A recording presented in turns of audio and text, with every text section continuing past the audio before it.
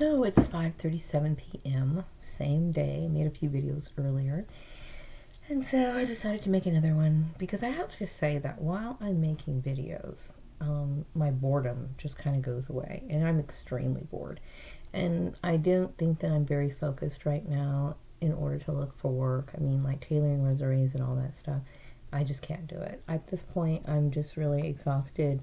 I have my good days and I have my bad days. And there's some days where I can just hit the ground running.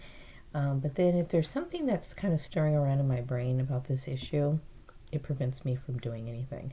So I will say that when I'm dealing or thinking about this issue, that it can be kind of debilitating because it's overwhelming, because it's so disturbing, It's disturbing that people would be so barbaric and commit such an act, It's like, where are people's morals? Where are their minds, So you don't feel safe, So when you feel threatened or something like that, you can't help but feel, unnerved. So making videos it helps a lot because, I'm talking this issue out. Some people seek therapy. Like I said, I remember one time I went through this therapy session because it was required, okay? It's not that I would actually do it myself. It was required. But it was a group type thing where people kind of talked about their issues or whatever. I don't think, that might help some people, but they did kind of emphasize a lot of, we're going to give you a prescription. So they issued prescription drugs, which I don't really think is a good idea, especially when your problems are real, like you're dealing with stalking or whatever. At the time, I didn't realize I was stalking. This was back in 2009, after I left organized sports. So it wasn't a chemical imbalance. It was an actual people actually coming in sabotaging my job, okay? And although I thought it was all an internal problem within the company, it was actually, domestic stalking coming into the company and creating all this nightmare. So, but going back to the therapy thing, I don't really think it was helpful for me. It was just something, I was just going through the motions because it was a required thing. Some people feel like it's nice to have like one-on-one type therapy sessions. I've never had a one-on-one therapy session. Oh, wait, let me back up. Let me back this up. I think I did one time. I think it was a follow-up to where we actually went once a week or something to see someone one-on-one. And he also gave out prescriptions or something like that. And it wasn't successful. I didn't think it was very good. It's just one of these people that kind of going through the motions. And who's to say? He could have been influenced too by, the whole perp activity. I don't know, because there was a lot going on when I first came back to this town. Like, and I think a lot of the rumors and stuff was, circulating. And I don't think that just because a person studies psychology or any sort of social science or the science of the mind or whatever, doesn't necessarily mean that they're equipped to deal with real issues. Okay, some people understand it in theory, but like when they're confronted with this issue in real life, they don't recognize it. Just like the person over there at the human trafficking organization, when I contacted her, it's like, in her mind, she was probably thinking, oh, this is a family issue, whatever. This is human trafficking. It's human trafficking, okay? So, there's people who understand certain issues and there's people who don't. There's a lot of people in certain positions that really don't deserve to be there, so it makes you wonder. So anyway, sometimes the best therapy is, kind of talking it out yourself or making videos. Sometimes, like if I go for a walk, sometimes I'm talking to myself, thinking, okay, straighten this out, get this out of my mind. Let me put this in perspective. And it helps, going for walks is not about exercise. It's mostly to get the fresh air, to be outside. And then it also helps to clear your mind, So I take advantage of that time, when I do. I haven't been out for a walk in a while, but I might hit the pavement maybe sometime later on this week, because there's a beautiful park all around the corner from me. I've only been there once, and it's very nice. It's quite spacious. There's a little playground area where little kids play, and there's a lot of green, grass or whatever. And it's nice to be out there, at least during the daytime hours. So I might take advantage of that. But it does help. So while I'm here on this making videos and I'm talking about it, it helps a lot, So I was thinking, after I made my video about how my days are just filled with the same repetitive thing over and over again. The days that I do look for work, I'm sitting here looking for work, and then I don't really have anything else to fill my time. It's like, I, if you go for a walk, this is what I don't like about the perp activity.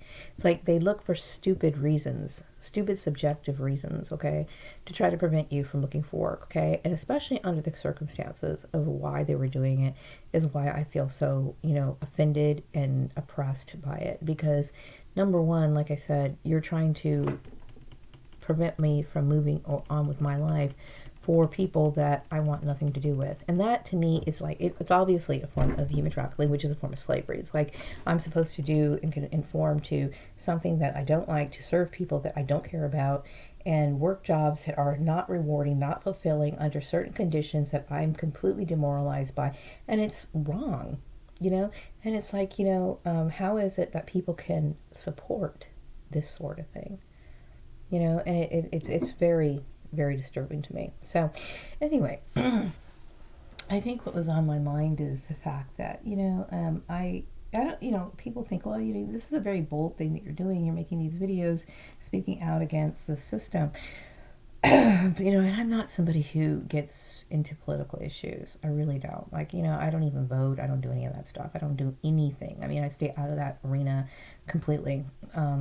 Because I do believe a lot of it's just kind of a waste of my time, really, because there's all kinds of laws on the books for issues that have already happened, very similar to mine. That's why they're on the books, okay? When things get written into law,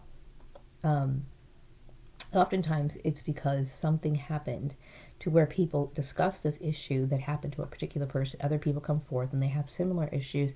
They start talking about it, they evaluate it, and they realize, okay, this isn't a violation of someone's human rights. So then they make it into a law. You know the process, right?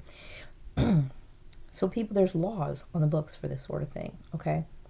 But that doesn't necessarily mean that they're enforced. And even if they are enforced, like I said, are people going to recognize it when they see it in front of their face? And I don't know. It's like people say, society is dumbed down. Like people don't have the ability to really think for themselves, or they don't understand, and it's, I don't know, maybe has it always been that way or whatever. I don't know, I'm just saying from what I've observed, it's like you wonder how people get into certain positions. This includes law enforcement, includes lawyers, it includes people who claim to know, employment laws, people who are supposed to be heads of organizations that are represent human trafficking. Like there's a lot of people who are in forced marriages, which I'm doing a video on forced marriages, okay, and like putting it all together. And I'm working on a bunch of other little small projects too. And so I have to wait for the right time for me to be able to work on it. Like I'm doing a little bit here, doing a little bit there. And it's, because there's so many things, little things that go through my mind that I want to be able to convey these messages to people. And of course, this is done on PowerPoint. So you have to grab images, and do additional research. And because, when you want to reference certain organizations that talk about these issues, you want to make sure you got the right information, blah, blah, blah, blah. So it's a lot of work, okay? But there's a lot of people who've been in situations where they're in forced marriages, and they talk to people about it. Like they themselves have gone to human trafficking organizations, and it takes a while for them to understand, like, okay, well, this is a family issue. It's not, okay, that's just it. It is a family issue. It's like somebody's being forced into marriage. Forced marriage is recognized in the state of California, meaning that it's against the law. There's I believe 11 states that recognize forced marriages, and there's penalties for it, and forced marriages often take the form, just to be real brief, forced marriages often take the form of a lot of children get married young into forced marriages. Also, people get married into forced marriages, and there's a difference between forced marriages and arranged marriages. Like, sometimes, certain cultures their parents arrange a marriage.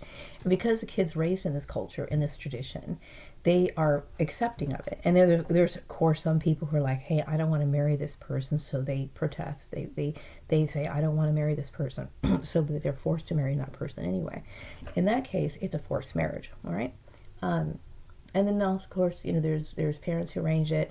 There's matchmakers. There's different words for matchmakers depending on what culture you belong to, and it's agreed upon. Like, this particular girl understands she's going to, at a certain age, she's going to marry this particular person, and because she believes in her tradition, her family, this religious structure that they belong to, she accepts that, okay? But when they don't accept it, it's considered a forced marriage, and it is a forced marriage here in the United States. Now, also a forced marriage is when you get divorced and you have some weirdos coming trailing after you, insisting that you're supposed to adhere to their belief structure, blah, blah, blah, blah, blah, and trying to force you as if they have some sort of rights over you. That's another form of forced marriage. It's forced marriage. It's against the law, So when you realize that, certain people that you're wanting desperately to get away from are trailing behind you, it is disturbing. It's something that keeps you up at night. It really does, okay? But I was thinking about, after I left organized sports, what happened? Like, what happened from that time that I had started that job, during that job, and when I left that job, and when I came back here. And I left that job because of the bullying that occurred, okay? And the bullying that occurred was obviously from the same people that attacked me over at the farmer's place, right? So, and I'm assuming that the reason why this stuff happened is because of the thing on Facebook, okay? And I have not seen this person that I contacted on Facebook in years. I haven't seen them, haven't talked to them. Now, I did start writing to them back in 2016, and then, I tried to contact them a few years ago and a while ago because I was like, what is going on? But I never heard anything from them, okay? But I think that I suspect that they thought that I was seeing this person. I haven't seen this person, okay? I haven't seen him at all, or talked to him, or exchanged letters, text messages, phone calls, nothing, absolutely nothing. So during this time, while I was unaware or didn't even put all this stuff together, I wasn't, I was going to work, coming home. I was living with my ex-husband. At the time, he was my husband, okay? By law, I mean, it was on paper at least. It was on paper at least. And I didn't see what was going on. I didn't realize that there was anything weird going on. Although I did know that when I took him to the Christmas party in 2010, weird stuff started going on. So I don't know, these people have knowledge of maybe the guy from high school was trying to contact me, or he was stalking me around town or something, and everyone else knew it and I didn't know. And then they thought that I was seeing this person. Is that what they thought? But I will tell you, all that time, like when I was married to Joel, all the way up to 2014, before I left back to the Antelope Valley, my intention was to stay with Joel. I had no intention of leaving him. I was, content with him. I figured we're going to stay together. We're going to stay together. That's what I thought, right? Nothing like that came into my mind, but then when I left, because I realized somebody was manipulating my employment, and I got suspicious of him, so I left. And then when I found out my family, started suspecting my family, then I had no place to go, and I went back to Joel. And that's when I started feeling trapped, like, what's going on? And then I realized, him and his mom were like that, and it was like, I just felt like I was going crazy, like, I need to get out of here. I don't feel safe. I don't feel safe I don't feel safe from anyone that would do something like this. I really don't. Okay, it is extremely, extremely abusive, and it keeps me up at night thinking that somebody would do something like this. It really does. But whatever the case is, this whole thing could have been nipped in the bud, if this is what I'm suspecting. It could have been nipped in the bud if somebody would just came out and said, hey, are you seeing this guy from Facebook? Are you saying this? But all these, if this is the case, then these are assumptions that should have been brought out in the open to me directly, instead of doing this, doing that, doing this, doing this, and doing this. You know what I mean? So anyway, I'm just, my mind constantly goes over and over on this, because I feel as though if anybody really cared about me, they would tell me exactly what happened, the whole thing, because they see the mental anguish that I'm going through. They see that I need closure, but they don't care. They don't care about it. What they want is they want control. They want whatever, and it's very strange and very sick. It's sick, but anyway. I said a lot today, and I don't feel like I should ever take it back. I shouldn't. Sometimes I think that I get a little bit too emotional, like I start really expressing things and I raise my voice a little bit. It's my channel. I guess I can do that, right? But I was very upset. Like, I was so frustrated because all I want to do is go back to work. That's all I want to do. And I don't want to have to work in an environment where people are like, spying for this family that I don't want anything to do with. And that includes my blood relations as well. You know what I mean? I'm almost 50 years old. 50 years old. 50. Okay? I mean, obviously, I don't need guardians, and these watchdogs, looking after me. It's annoying. You know what I mean? And I'm somebody who's very dedicated to whatever work I do. And it's very disheartening for me to know that this is how, businesses are run. Because I wish I could find an employer who really just wanted somebody to work, instead of dealing with drama and getting involved and stuff like that. It really, really bothers me. Yeah, I do think it's important for me to sever ties with my ex-family. And the reason why is, like I mentioned before, I'm going through years. I wrote a timeline down because I'm working on a project too, on that as well, about, putting things together and understanding the abuse that occurred in my life. And understanding what that meant, why they did it. And the more I think about it, it's like, no way. These people knew what they were doing. They knew what they were doing. They knew I was terrorized by this whole thing. But I think they kind of got off on it. Like, they enjoyed the fact that they were traumatizing me, and how could you forgive something like that? You can't. You can't forgive something like that, especially when I do know that when I was with Joel, we got in this little riff argument one time, and he said something along the lines of, if something happened to you, nobody would care, blah, blah, blah, blah, because he knew something was going on. He knew that there was some sort of smear campaign to, mark me or whatever. But nobody ever seems to point the finger at these people who are trafficking people. Nobody ever seems to point the finger at the people who are being trafficked, who are trafficking this person. You know what I mean? So that's one of the reasons why I realized that the race played a big issue in this. I can assure you that even though when I left Joel the first time, like back in 2006, I moved out into another apartment, and then I ended up leaving Bakersfield altogether in 2007. Okay, and he would call me every once in a while. I had no intentions of ever getting back together with him. Okay, because I knew he didn't treat my son very well. That was the main reason. I didn't like the fact that he was always throwing temper tantrums, and I just really didn't like the fact that I felt as though I knew that his family didn't like me, and I was okay with that, but I just felt like, we're two different people.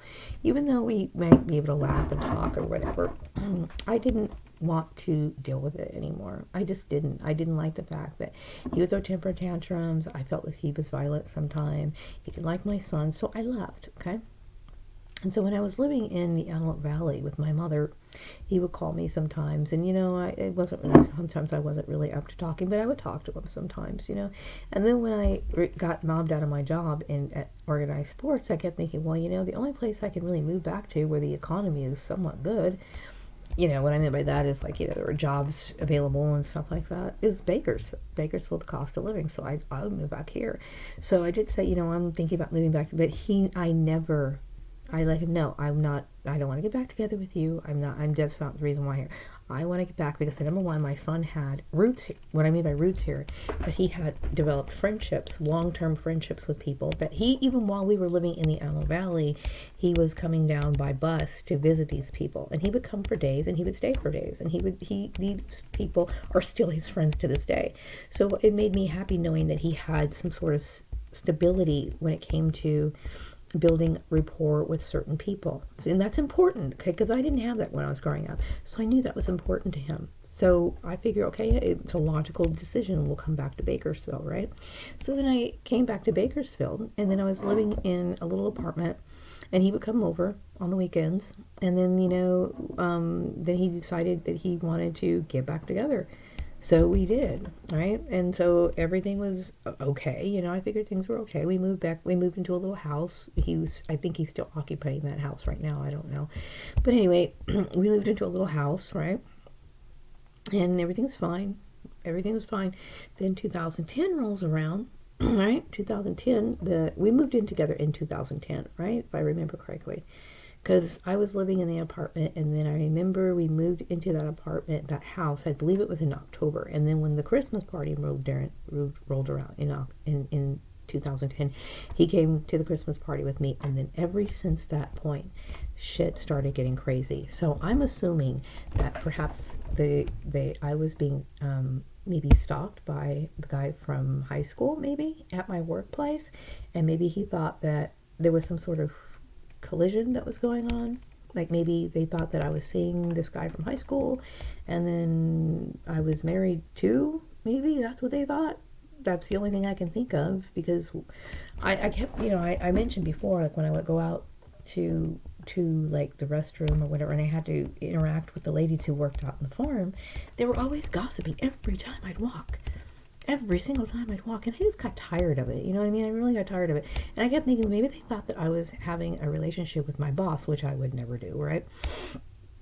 I couldn't figure it out. But then as time went on, things are starting to click with me. All these years went by, and I had no idea what was going on. No idea whatsoever. Now, this is what I think happened, not because it's psychic, but it's because think back to when the explosion started happening in 2008 when I was working at Organized Sports. What happened with all the events where I moved into an apartment in Palmdale in 2008. I was living with my mom when I first started working at Organized Sports in 2007. When the new year came, I moved out of her house and moved into an apartment. Sometime around February, I opened up a Facebook account because one of my friends from high school suggested that I do so. I did that, okay? And of course, I was contacting people that I used to know on Facebook. And of course, the guy from high school, I figured, why not? I want to be his friend. And I always wanted to be his friend, so I contacted him, right? So that's the only thing I can think of. I'm thinking, what happened during that time period? So that's the only thing I can think of. Okay, so maybe, I don't know. I haven't spoken to him. He never spoke back to me. Never wrote back to me. Never. So I don't know. But something happened in 2010. You know what I mean? And all those other years, whatever. But that's when I started noticing. And there was a lot of gossip. And there was a lot of, this, that, and the other thing. And maybe they thought because I was changing my hair, it had something to do with me trying to get this stalker, the guy from high school's attention. Had nothing to do with that. Absolutely nothing to do with that.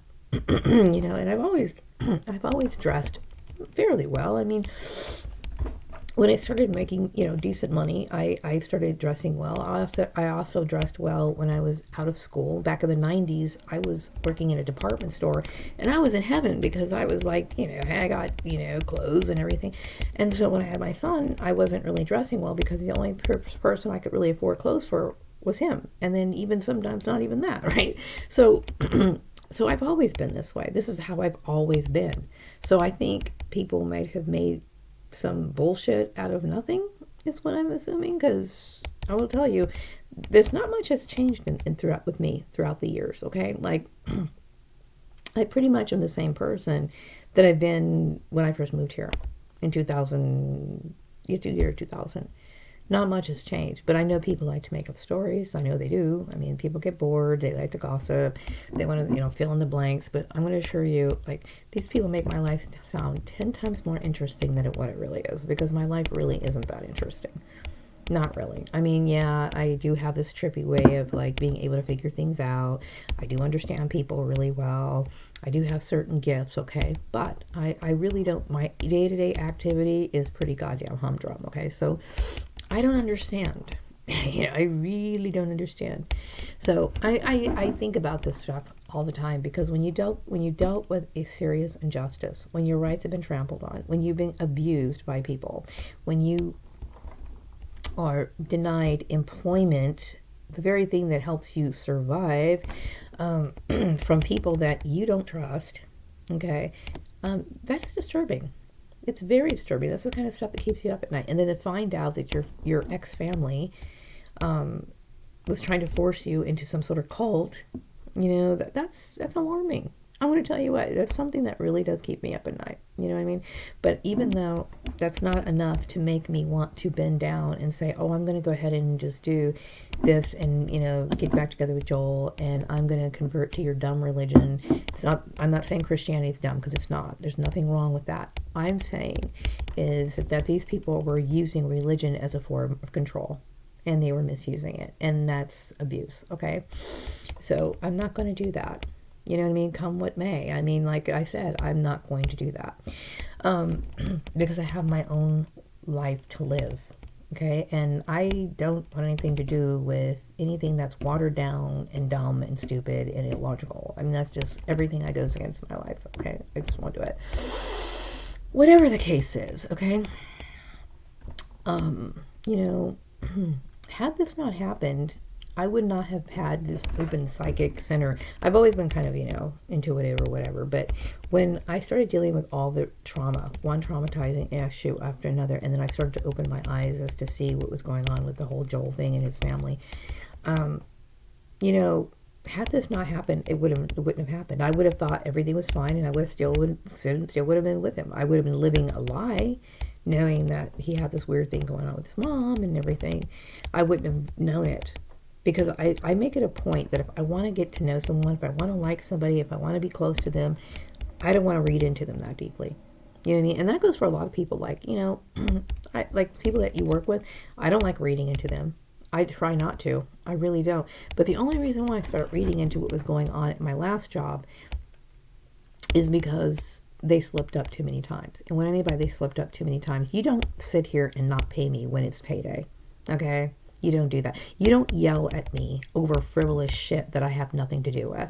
You don't raise your voice at me over bullshit, okay? And I started feeling this energy of people coming in, and they were talking about me. I know they were talking about me, and I knew that they were reporting stuff back to me. So stop the bullshit, okay? Just stop it. I don't want to work any more of these people's jobs. I just don't. I don't, okay? It's one thing to, introduce a person to a company and then have them work their job. That's fine. I mean, that's one thing, okay? But when you sit here and you try to control me, you try to police me, you try to, put me in check based on what you want, what you think, no, okay? That's one of the reasons, and that's one of the reasons why I don't like working for shady employers, okay? This particular company that I was working for, which I will not say the name, okay? But I'm pretty sure people can figure it out. I'm not going to say the name. Why? Because at least, okay, he seemed, I don't know if he was sorry when he let me go, okay, but he did give me a severance pay. Okay, but I still don't think that was enough. But whatever, considering the fact that he was committing a legal crime, and then he's basically no different than a rapist participating in something that is as heinous as a crime of this. But anyway, when you're working for companies that don't have a regular payroll set up and all this other stuff, even though they did, but this is a long story. You don't want to work for these kind of companies. You don't. Okay, because if they're not even following these laws, rest assured they're not going to care if you're a victim of human trafficking. In fact, they're going to assist with it. They're going to assist with it. Okay. And I don't want to deal with that. I don't want to deal with that. You know, to try to force someone back into being married, that's crazy. And then force you to basically work. You forced me to work. You forced me to work a job that I didn't want to work. I was not able to take advantage of any other option, whether it was here in this town or any other town. That's forced labor. Okay? It's forced labor that I didn't ask for. Okay? And it was like way the heck out there. It was like out there in Buttonwillow, you know, on this little farm area. Somebody could easily have come into that place and killed me if they wanted to. And just like Joel said, who would have cared, right? Who would have cared if Maria would have died? No one would have cared. Okay? Too easy for these people to get away with their crime. Not to say that was their plan. I mean, to me, it's kind of sinister for people to shove religion down your throat and then force you to work something. So I really wouldn't trust anybody who at that point, right? So anyway, I'm going to wrap up this video. I just had to get on here and talk and say something because I was like, you know what? I'm bored. You know, there's nothing to do. You know, there's nothing to do. And yeah, I could work on my projects, but I'm tired. Like, I will tell you the mental drain that I go through. The mental drain that I go through of this issue. Feeling terrified for my life. That these people are so brainwashed. They're so brainwashed. They're so blind. And they're perverted. Do you honestly think that I would ever have any respect for somebody when I know that they do what they do? And you're going to try to force me to go back with them? Are you out of your mind? Are you out of your fucking mind? You know? Not all the money in the world would make me want to do that. I wouldn't care if somebody said, you know, we're going to give you $1 trillion. All you have to do is be with Joel and his mom. I would be like, fuck no. Don't get me wrong, money's nice, but it's not everything. It is not everything. I'm sorry.